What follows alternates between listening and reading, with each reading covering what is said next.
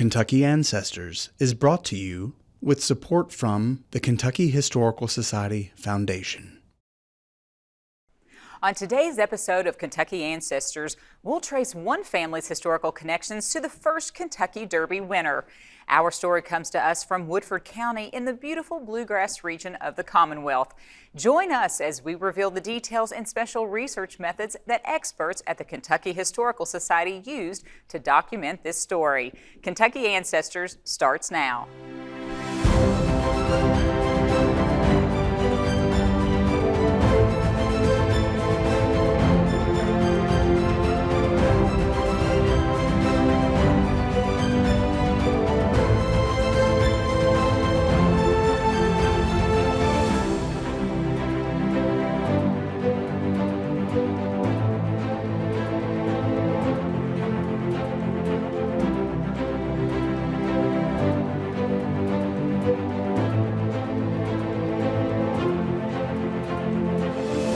Welcome to our third episode of our second season of Kentucky Ancestors, presented by the Kentucky Historical Society and filmed before a live studio audience of folks just like you who are interested in learning more about their Kentucky families. I'm your host, Heather French Henry.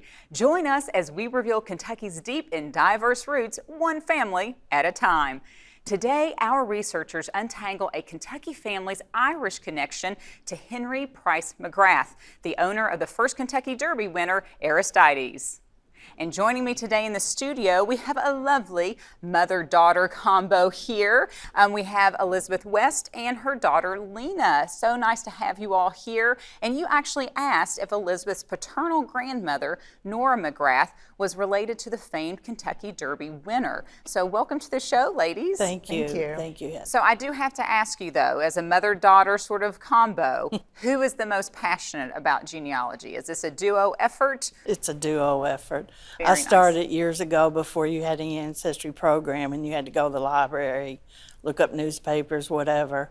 And then Lena became interested and she kind of took over, and I stand in the background and say, look up this, look up that. So you take direction well. Right, I do. And she loves it. She loves to dig. Absolutely. So that makes it fun. Now, have you brought some family and friends here with you today? Yes, I have my sister, Oh, very nice. They're in the Dottie. front row. Oh, there Dottie, you and are. my nephew, Rafe. Excellent. Now, are they involved as well in any sort of genealogical research? No, but we're working on it. You heard that. You're going to have some homework coming up. Well, we're so glad to have you here. And this is a really great, even not just a family story, but a Kentucky story, which is really awesome. So the very first Kentucky Derby was held in Louisville in May 17th, 1875 at Churchill Downs. Mr. McGrath's horse, Aristides, was ridden by the famed African-American jockey, Oliver Lewis. So just why did Elizabeth think they might be related? Well, not only do the families share the same last name, but they were both of Irish origin and at one time called Woodford County home. Is this just a coincidence, or is there a cousin connection waiting to be revealed? So Elizabeth's grandmother, Nora, was born in 1874, just 1 year before the Kentucky Derby. Her parents were Philip and Mary McGrath of Woodford County. 5 years later, in 1879, her father Philip died. In 1882, her mother Mary also passed away, leaving 8 children orphaned, including 8-year-old Nora, which, what a devastating story. Very interesting connections. Can you tell us anything more about your family, Elizabeth? Well, we haven't really been able to trace the McGraths that much back in Ireland because that's where Philip and came from, and so we just stuck right there at that era. We've not been able to trace her brothers and sisters except for 2 sisters, and so it's very interesting. So do you have any family stories that had been shared with you about H.P. McGrath over the years, or is this something that you just thought, hey, maybe we are related? That's exactly it. I thought, hey, it's too coincidental where everybody lived. Okay, and where they came from. Right, in even though Ireland. the years are a great distance. I felt Woodford County is where a lot of people were given land, a lot of men, when they served in wars and stuff, and so I thought maybe it might be. Well, we're going to dive a little bit into this. So let's take a brief look at Henry Price McGrath's family, which is fairly well documented, of course, great Kentucky story. Besides his Kentucky Derby win, McGrath was known as the noted turfman. and the Laird of McGrathiana. So just think Cynthiana McGrathiana, right? The Laird of McGrathiana. What a great title. McGrath was born in 1814 in Jessamine County to Terence McGrath. Sometime during Henry's youth, his family moved to Woodford County, where he apprenticed as actually a tailor. He later partnered with W.H. Smithers to form the Versailles Company, Smithers and McGrath. But this career path was upended, of course, when he took a trip to New Orleans and he won a large sum of money. Guess what? Betting on the races, right? So H. Price McGrath grew into a larger-than-life local personality. He invested heavily in horses and raced them at tracks all across the country. After he won the Travers Cup at Saratoga, New York, he often filled the trophy full of champagne when visitors came calling at his 500-acre Lexington farm, which was called McGrathiana. So as McGrath traveled to New Orleans and New York, raced his horses, and gambled heavily, his network of friends and business partners included many prominent men from central Kentucky. So before our first commercial break, let's listen to Chris Goodlett of Kentucky Derby Museum in Louisville to get a better understanding of horse racing industry during this time. Well, the first Kentucky Derby was in 1875. The track's name at the time was the Louisville Jockey Club, later to be known as Churchill Downs. They were very intentional about the first Kentucky Derby. They wanted it to be special. They wanted it to be a big deal. One of the major reasons for the creation of the first Kentucky Derby was the Civil War and the devastation to the thoroughbred breeding industry that came about because of that. Founder of our track was Meriwether Lewis Clark Jr. He didn't know a whole lot about racing when he was offered the position. So to find out more about racing, he went overseas to study racing. One race in particular he was enamored with was the Epsom Derby, or they would say Epsom Derby in England. So they got an approximate crowd of 10,000 here for that very first Kentucky Derby. And that very first race in 1875, 13 of the 15 jockeys were African American. Oliver Lewis won that race aboard Aristides. McGrath, the owner, had a second horse named Chesapeake that was really the favorite for that year's Kentucky Derby. Aristides was kind of seen as the rabbit, the pace setter, the one that would kind of set the pace so Chesapeake could win at the end. Aristides and Oliver Lewis had other plans. Oliver Lewis would win some other races for McGrath, but he was 19 years old at the time of that Kentucky Derby win in 1875. It was the only time he would ride in the Kentucky Derby. Eventually he would move on. Once McGrath passed away, he stopped working for McGrath. McGrath's estate was settled. He at one point moved to Ohio to do some work. He was apparently a bookmaker, which was a legal profession at the time. It is said that he also had acumen to create race charts, some of the earliest race charts. Today we might be more familiar with them in the industry with the charts you might see in a publication called the Daily Racing Form.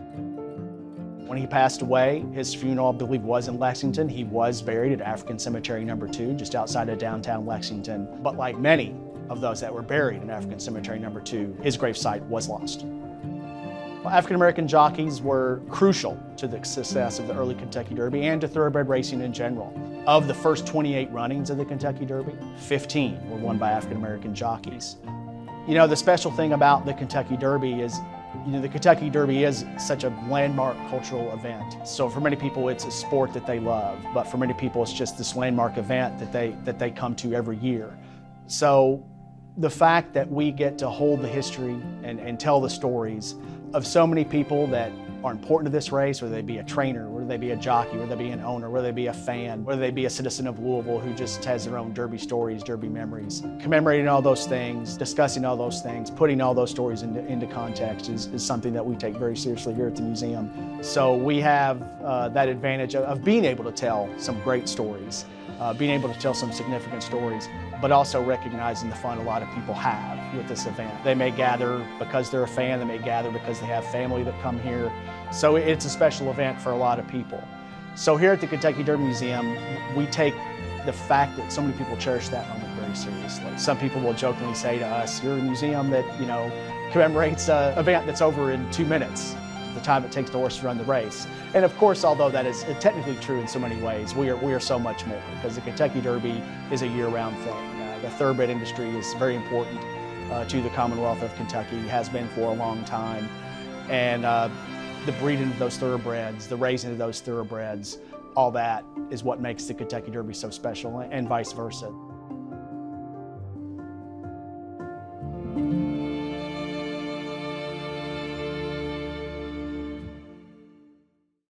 Hello, I'm Doug High, the director of the Kentucky Historical Society Foundation. We're a nonprofit organization that was created to support the Kentucky Historical Society and its mission to preserve and educate our shared Kentucky history in order to better meet the challenges of the future. And we do this through major gifts, grants, and endowments from groups and people just like you. Please consider a donation to the Kentucky Historical Society Foundation or by simply becoming a member at KHS. I'm Julie Kemper, Senior Curator at the Kentucky Historical Society. When the Kentucky Derby started in 1875, it was patterned after racing in England. With that came the requirement of formal attire at the races. At the time, that required hats for both men and women. This top hat from 1878 would have been very typical for what you would see at the Derby at the time. Gentlemen might have also worn a bowler hat, which in the United States we call a derby hat. Not named after the Kentucky Derby, but actually named after the Earl of Derby, who started wearing them to racing events in England. For women, something like this hat from 1905 certainly could have been seen at Churchill Downs. Floral decorations were popular even in the 1930s and still in 1955 with this hat here. It wasn't until the Kentucky Derby was televised in the 1960s that the crazy and over-the-top hats started being seen on the grounds of Churchill Downs. Just as colorful as the hats were the uniforms worn by jockeys called silks. Silks were registered with specific farms or individuals, and at first were literally made of silk and registered with the Jockey Club. This silk is actually a little bit different in that it's made of polyester. It dates from the 1960s and was registered to Oscar Dishman. Dishman started as a groomer as a young man, became a trainer, and eventually owned his own racehorses in the 1960s and 70s. At that time, he was one of the few African-American racehorse owners. These silks were worn for fashion, not function, by Anita Madden in the 1960s or 70s. Madden was known for setting fashion trends and also her elaborate Derby Eve parties, where perhaps she wore this dress in the 1970s.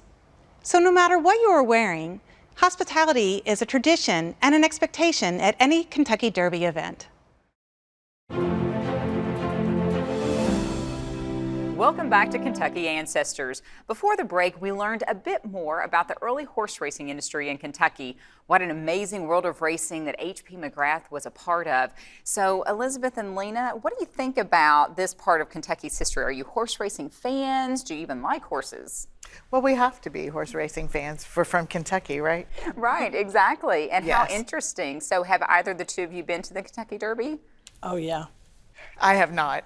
You have not. No, but I've been to races, but I have not been to the Kentucky Derby.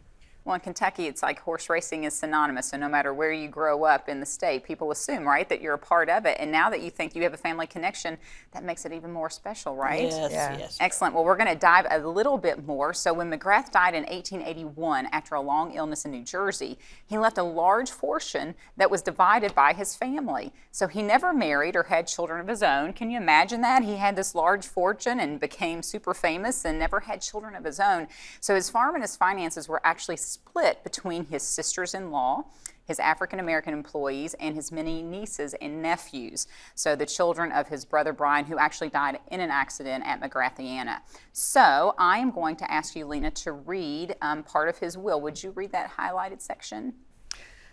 So I give $4,000 to my nephew, Richard A. McGrath, in addition to $2,000 he has already received from me, and $3,000 to my nephew, Thomas A. McGrath, in addition to the $3,000 he has received from me, and $3,000 to my nephew, Fleet Howard, and $1,000 to my nephews, Thomas and John Howard, and my grandnieces.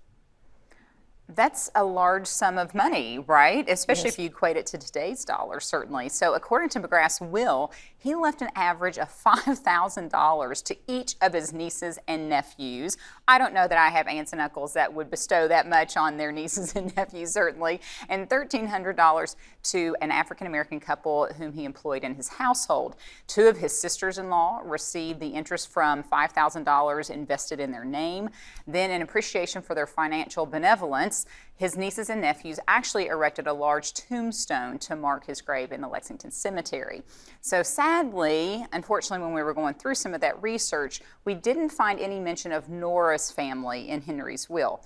But with the families living in the same county during that time, just prior to Henry's change in financial circumstances, the question is it still possible that they are related? So we're going to take a closer look at Nora's family. Her father, Philip, was born in 1827 in Ireland. Nora was born to Philip and Mary McGrath in 1874 in Woodford County. Both of her parents died before she was 8 years old, leaving Nora and her siblings orphaned. So, Lena, will you please read their names? Yes, it's Kate, Philip, Miles, Augustus, Nicholas, Mary Agnes, Nora, and Timothy. So with Philip's birthplace listed as being in Ireland, it seems that Philip migrated to the United States sometime during the 1840s, meaning they could very well be a family that moved because of the Irish potato famine, which took place around that time. So when we come back from our break, we'll take a closer look at the immigrant waves that settled in Kentucky and how to track down those ancestors.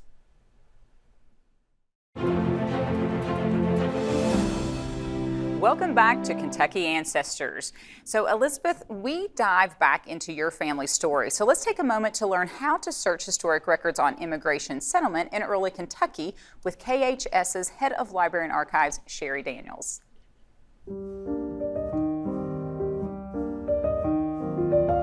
Kentucky has had many waves of immigrants from before our statehood to the present day. In order to trace an ancestor that was newly arrived, it's important to think about where they came from, the route in which they took to get here, and in which era they settled in Kentucky. Many families chose to travel around the same time as others from their country and took very similar routes to their destination.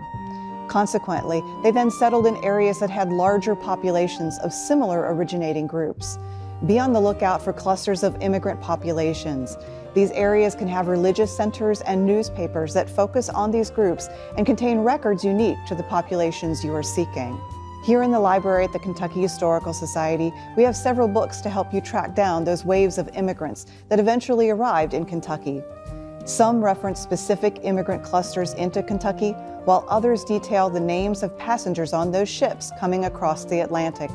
And as always, be sure to check with our library reference staff to help point you in the right direction.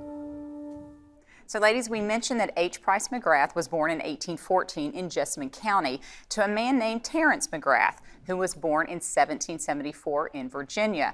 Sometime during H. Price's childhood or teenage years, his father moved the family into Woodford County.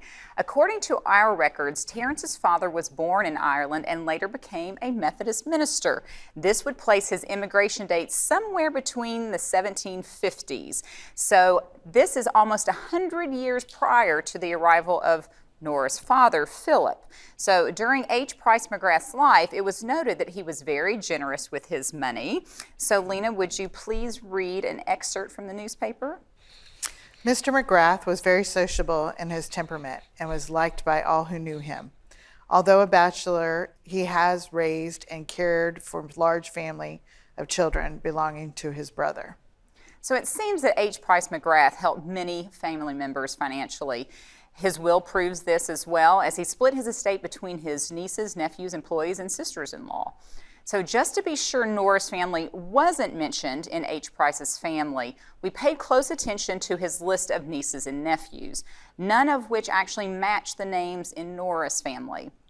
In the end, our paper trail alone could not prove a connection between these McGrath families. So we looked at deeds, taxes, local archives, and other records of the area. With no proof except for the same surname and same national origin, we can only imagine that they must be related somewhere. So there is a high likelihood that they were cousins somewhere in the family tree from the Irish origins. But without a document trail to help us, we actually turn next to DNA to look for some clues. So when we come back, we're going to take a closer look at Elizabeth's Irish origins and if the McGrath cousins actually connect.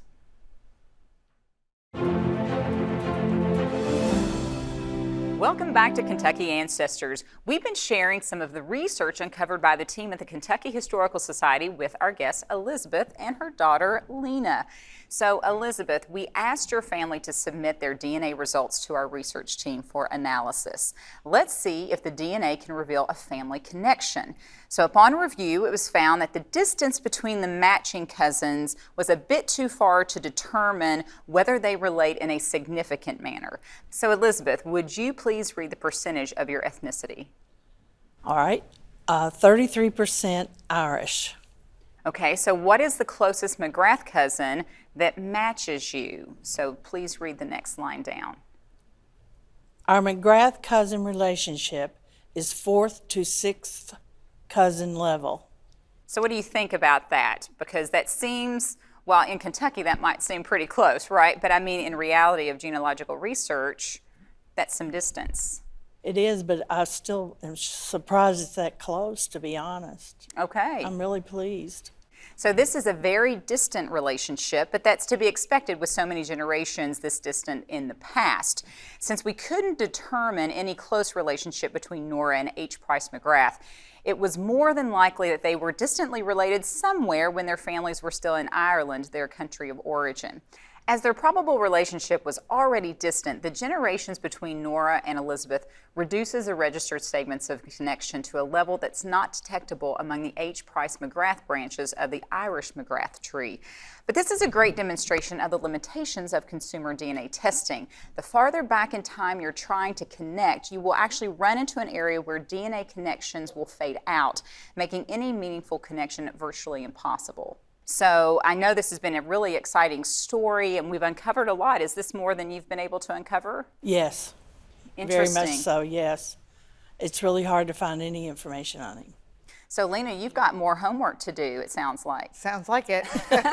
Excellent. Thank you so much for Thank joining you, us Heather. today and sharing your family story with us. You're wonderful, and I really appreciate it. I appreciate this. I appreciate all the people at the museum and all they've done to help us. I appreciate it. It takes a full team, doesn't it? Yes, it does. Certainly. Well, join us next month on Kentucky Ancestors as we uncover a central Kentucky family's life along the Ohio River, including a tragic story of an enslaved family. For the Kentucky Historical Society, I'm Heather French Henry.